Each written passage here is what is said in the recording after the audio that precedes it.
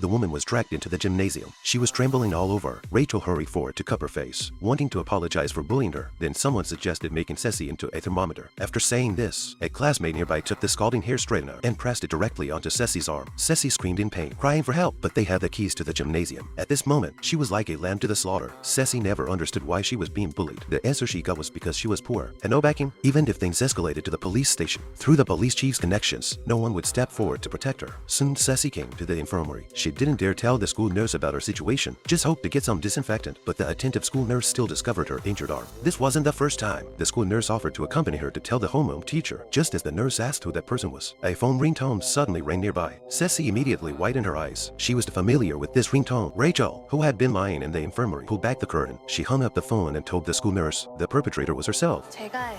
전에도 제가요.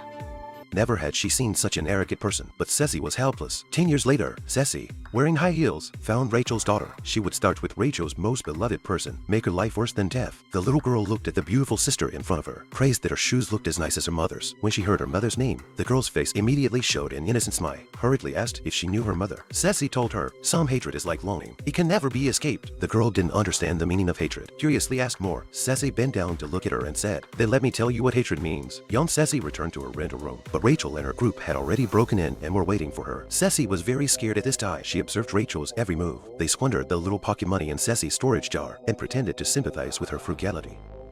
For her amusement, Rachel suggested letting Ceci dance, otherwise she would have to face the test of the iron. That night in the rental room, only the sound of the electric iron burning and Ceci's desperate screams could be heard. Afterward, Ceci came to the infirmary, but she stopped at the door because the school nurse had already been fired by the school. In despair, she stood on the rooftop. She thought maybe leaving would bring complete liberation, but she didn't want to end her life so hastily. That would be a cowardly escape. Looking at the snowflakes filling the sky, Ceci burst into tears. She scooped up snowflakes and applied them to her wounds. She took off her clothes and curled up in the ice and snow. How would she take revenge next?